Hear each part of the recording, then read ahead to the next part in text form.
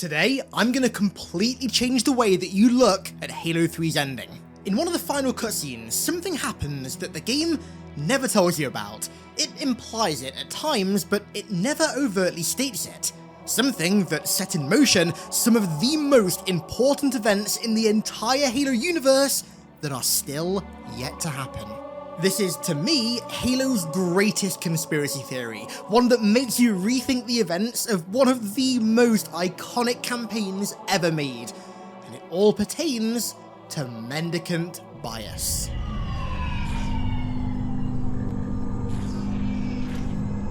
Mendicant bias is one of the most important characters in the entirety of Halo lore, and the source of everything that we're talking about today in this conspiracy theory dates back well over 100,000 years to the era of the Forerunner Flood War, which was Mendicant's prime time in the universe. Mendicant bias was, or still is, a contender class AI, the most intelligent classification of AI the universe has ever seen, and was created by the Forerunners to be entrusted with command of their entire military effort against the Flood. The galaxy is a gigantic place, but the Flood were consuming it at a rate that was deeply alarming, with every colony and ship consumed only bolstering their infected numbers. After much debate within the Forerunner Ecumene, the Halos were constructed as a destructive last resort against the parasite, and extensions of Mendicant Bias's primary core were placed on all 12 of the initial array of Halos that were built. The AI was then tasked with conducting the first ever test firing of a Halo,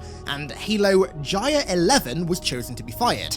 This ring, Jaya 11, would later become Zeta Halo when the array of 7 Halos that we know of was built. Jaya 11 was test-fired above the planet of Charum Hakor, once the homeworld of ancient humanity who the Forerunners had wiped out some years prior. But unbeknownst to Mendicant and the Forerunners, something terrible dwelled within the ruins of this planet. Prior to their destruction, the ancient humans had discovered an entity on an asteroid and had imprisoned it within a holding cell of precursor origin, given that Charum Hakor was once a precursor planet and was laden with their structures, tools, and architecture. But because of the nature of precursor artifacts, they were highly susceptible to the pulse of the Halo, and when Jaya 11 fired, it destroyed the cell the entity was contained within, freeing it. This entity was the Primordial, an ancient being that claimed to be the first Gravemind and the last precursor.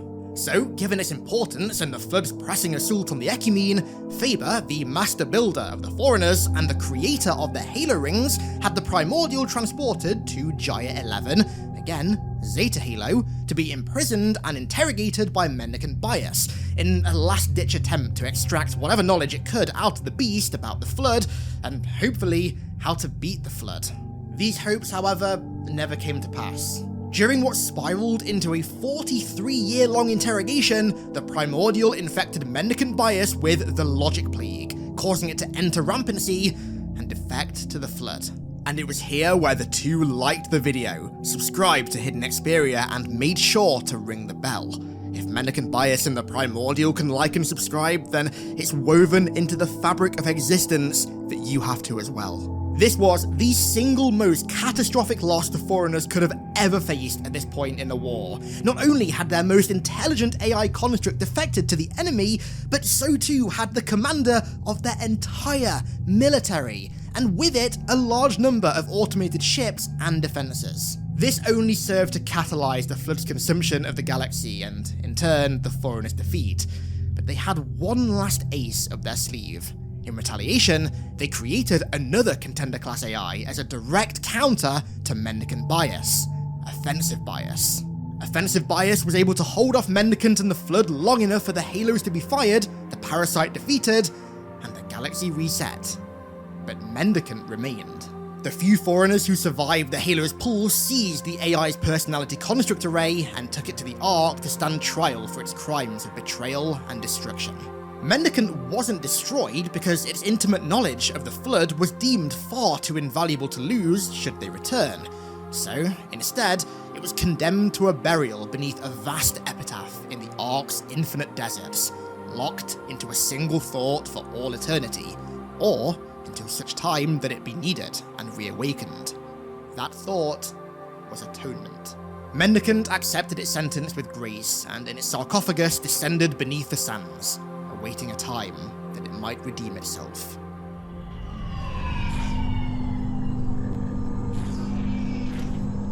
Fast forward about 95,000 years, and somehow, we still don't know exactly how, a fragment of Mendicant's personality construct array managed to make it onto one of the Ark's key ships and flee the Ark. Not to escape its sentence, but rather to achieve atonement for its sins by aiding humanity. However, the key ship crashed on the Prophet homeworld of Janjaquam, where it and Mendicant remained for quite some time until it was moved to the center of High Charity, where it essentially became the centerpiece of the Covenant religion. The Covenant worshipped Mendicant as an oracle, but ironically, it was in fact the one who informed them that their religion was a lie, based entirely on a mistranslation. When scanning humans with a luminary, the Covenant translated their scans as meaning reclamation, when in fact the scans indicated the humans are reclaimers, meaning that they are the ones meant to inherit all the foreigners left behind, not the Covenant. This revelation is basically what started the Human-Covenant War. The whole war was done to essentially cover up the fact that the Great Journey and the entire Covenant religion was based upon a simple mistranslation. Mendicant tried numerous times to launch the key ship and escape High Charity, declaring to the Covenant that its makers are its masters, that the Reclaimers represent those masters, and that it will bring them safely to the Ark. But every attempt to leave failed until, of course, Truth himself launched the key ship to go to the Ark. But before it reached the Ark, of course, it stopped at Earth, and on its way to Earth, Mendicant hijacked a foreigner AI known as Adjutant Reflex, and used it to warn humanity of the Flood, detailing the foreigner's long and destructive history of trying and failing to defeat the parasite. When the key ship reached the Ark, the shard of Mendicant's personality matrix that was on the key ship was finally reunited with its core that was buried all those years ago, and Mendicant Bias was resurrected in the most complete form that it had been in for over 100,000 years.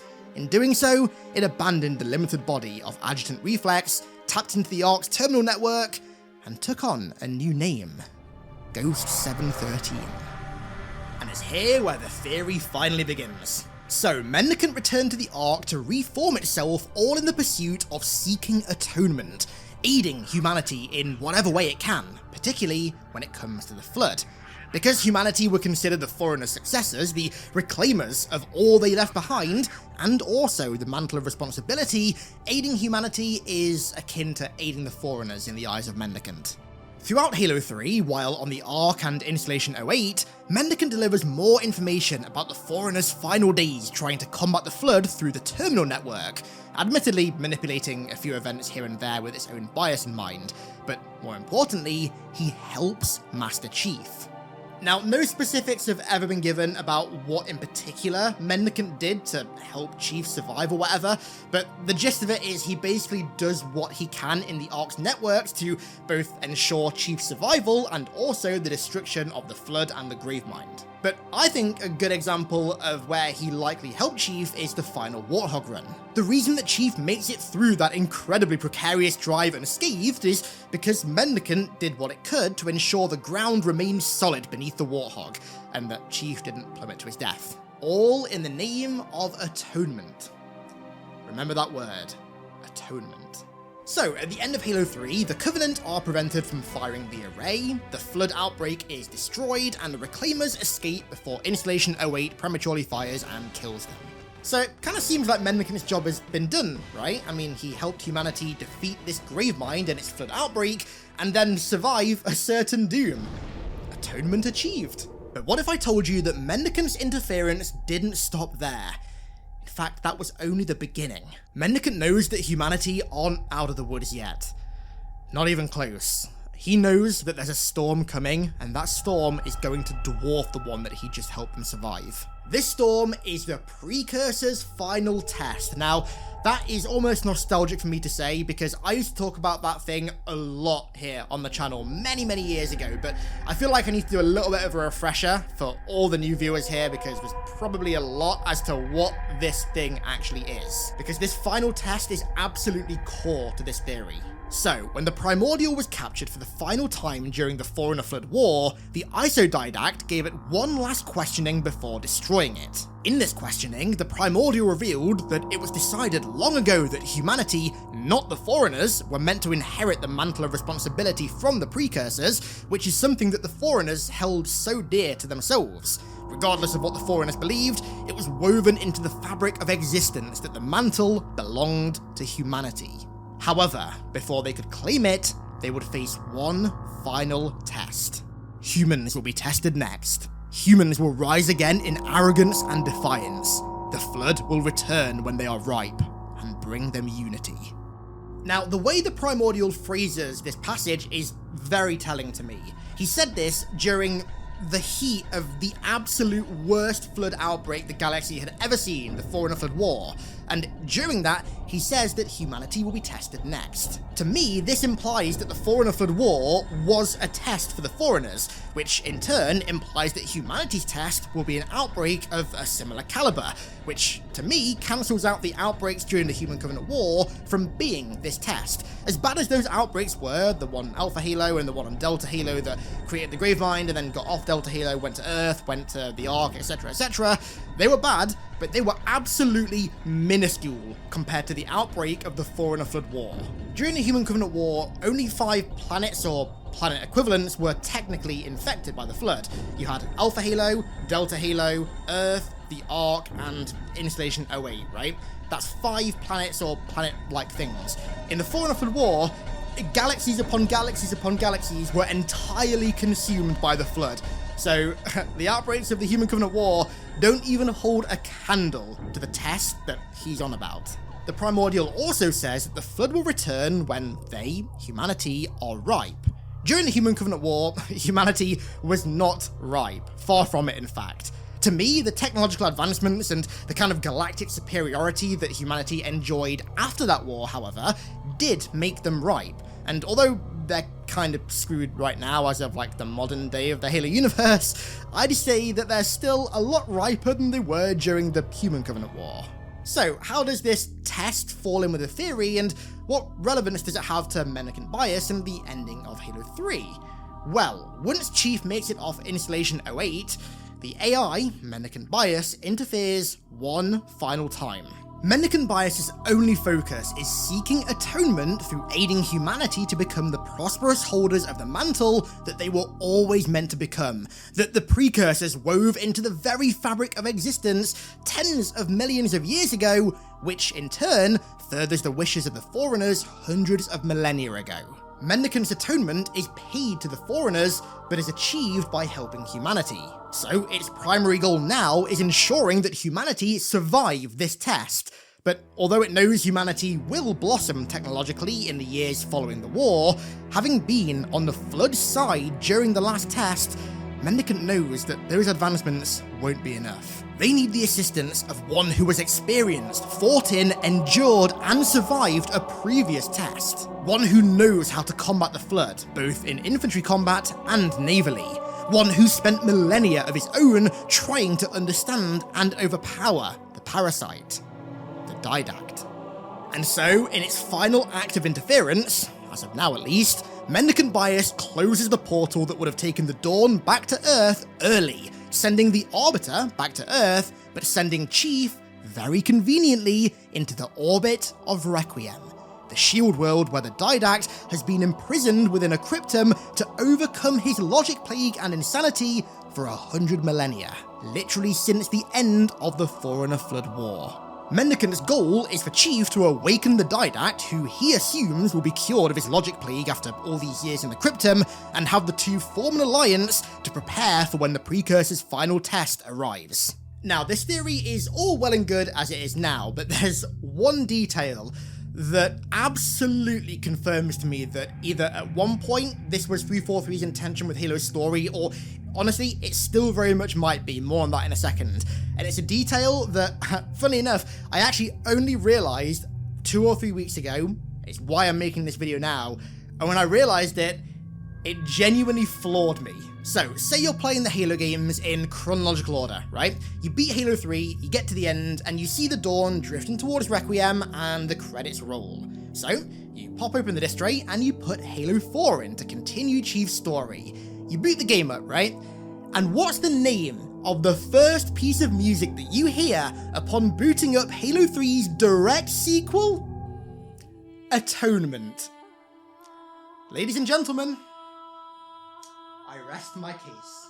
The big question right now is whether this plot thread is going to get picked up again in Halo Epitaph that releases next year.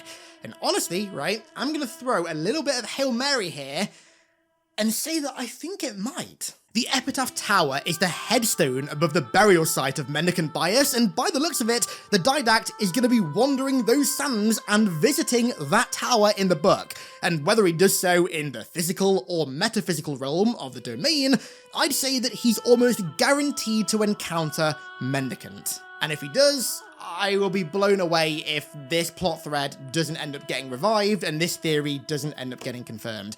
Then again, we did just have an entire open world Halo game set on Zeta Halo that had almost zero references to any of that Ring's dark, disturbing, beloved past, so who knows at this point, who knows? But that to me is the best explanation as to why the Arc Portal closes early at the end of Halo 3 and very conveniently sends Chief to the orbit of the planet that has the Didact inside it to awaken him. This is a theory that I've wanted to make a video about for a stupid amount of time. Honestly, I don't know why it took me this long, but as soon as I realized that Halo 4's menu soundtrack that plays behind the shot of the Dawn's wreckage above Requiem, and that is chronologically the first thing that happens, at least in Chief's story, after Mendicant closing the portal, is called Atonement. I'm not even kidding you, right? That broke my brain when I realized that, and I want to kick myself for having it take so long for me to realize that, but good God, I mean, if that being called Atonement doesn't just slam the final nail in the coffin of that theory, that means something completely different. That means that I'm killing the theory and not confirming it. If that isn't the iconic cherry on top of the cake that is this theory, then you know what? I never want to eat a maraschino cherry again in my life. So, with that very strange ending put in place, I want to round this video out here.